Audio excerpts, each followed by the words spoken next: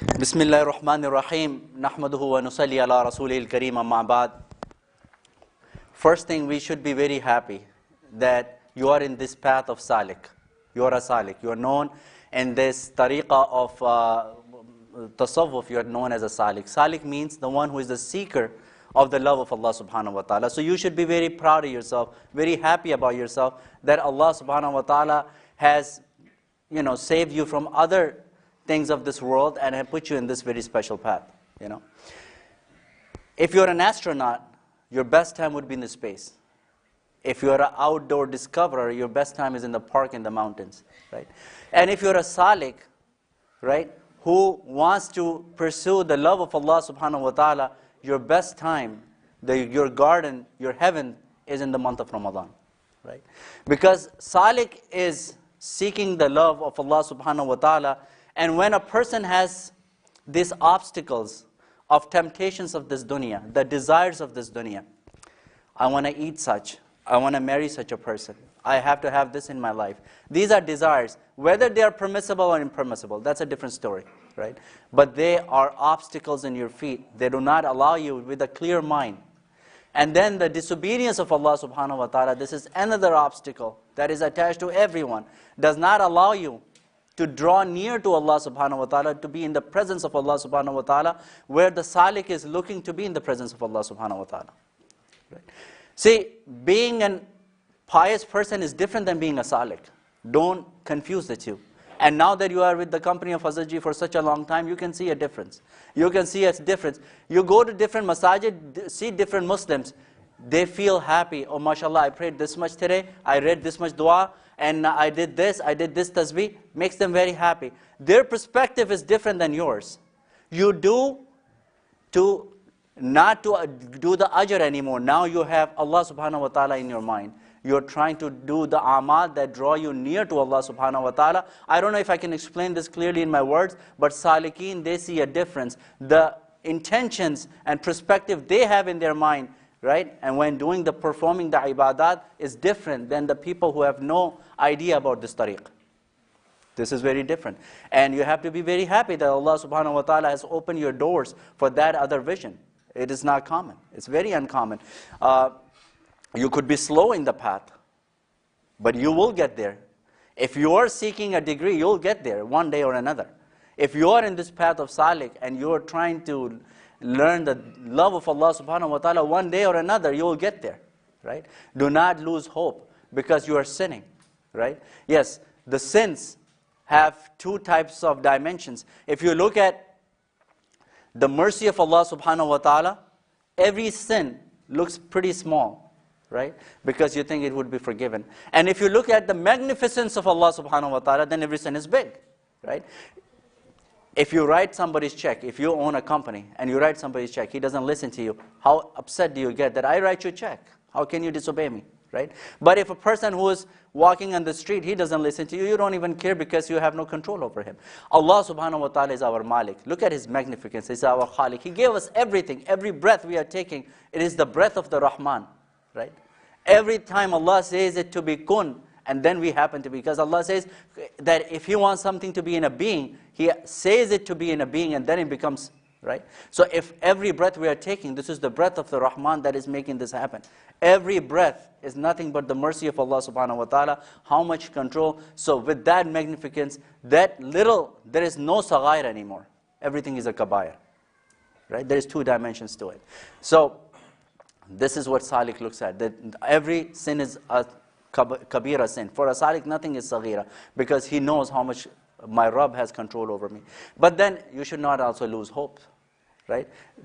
And then if you lose hope, that means you are not aware of the wasaf of Allah subhanahu wa ta'ala. You are not aware of the qualities of Allah subhanahu wa ta'ala. That is also not a Salik.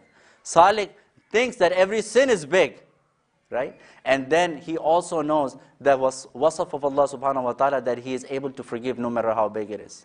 Right. So this is a very unique thing that you are in. So when you enter into the month of Ramadan, you don't have distractions, right? You do not have these desires. You don't have temptations. You have control over your nafs more. So a Salik is in the gardens. He has no temptations. He has lesser sins, or he can at least work on not getting any sins at all. right? And that is possible.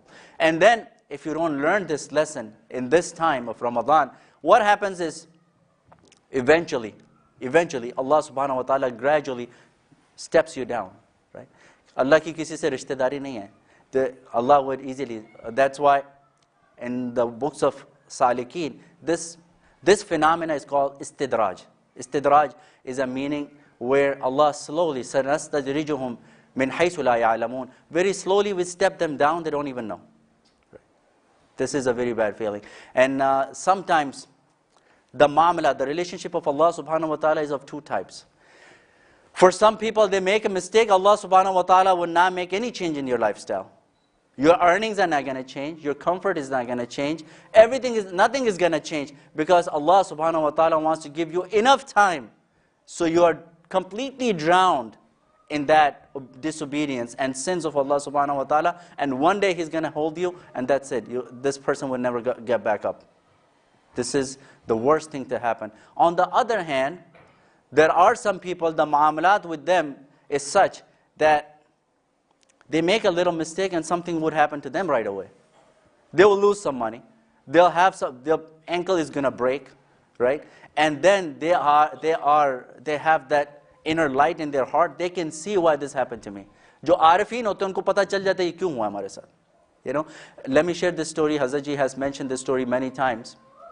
There was this wali kamil, and he came out of the masjid, and he came to his wife and he said to bring him some water. And the wife, being so much obedient, she said, "Go get it yourself, I'm busy in the kitchen." Normal thing. For you and me, it's a normal thing, it's easy. But he put his scarf down, threw his scarf on his face, and he started crying. The wife, when she saw, after some time, that the guy never came to get water, she came back in the room, the guy is crying. The husband is crying. And he is a wali kamil, he has this inner light with which he can see. She asked, that I didn't mean to hurt you like this. Why are you crying? All I said was I was busy in the kitchen and I couldn't get you the water, so was it really hurtful that you're crying? And he said, no, it's not that. You're so obedient to me, and when you said that you're not getting me the water because you're busy, I started thinking, where did I disobey my authorities? Somebody who was above me.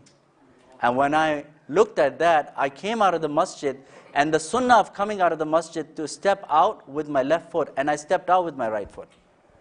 So that little mistake, and then I'm making tawbah, I'm repenting on that mistake that I did. I broke the sunnah of Rasulullah sallallahu alaihi wasallam, stepping out of the masjid, right?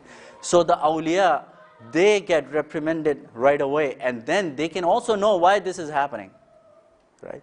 This is how clean your heart is, how sensitive it is, how sensitive it is. Some people, some scales are so insensitive that you have to put pounds and pounds and pounds for them, the scale to move. And some are very sensitive that it can measure a fraction of a gram of a gold. You know, we see that differences. So some hearts are very sensitive. They can see how breaking a sunnah affects our life, and how some people cannot even see that big tragedies happen in their life, and they do not get, and they always complain, why me and why me and why me? You know, this is not the Salik. You never ask why me. Just like I mentioned earlier, Allah subhanahu wa ta'ala is not only the Khaliq of us as ayan. Ayan means objects. Allah subhanahu wa ta'ala is also creator of our af'al. Yes, everything happens to happen by some actions, right? But that actions is still the makhluk of Allah subhanahu wa ta'ala. Allah is doing it behind the scenes, right? We are just instruments, right? Somebody disrespects you, that person is just an instrument, because Allah wants you to be disrespected. You did something bad, and this is a way to admonish you. So that is admonishment, right? You went through a loss, financial loss. Yes, you deserve that financial loss. There are so many ahadith that Rasulullah sallallahu alaihi wasallam said, if you do this amal, it brings the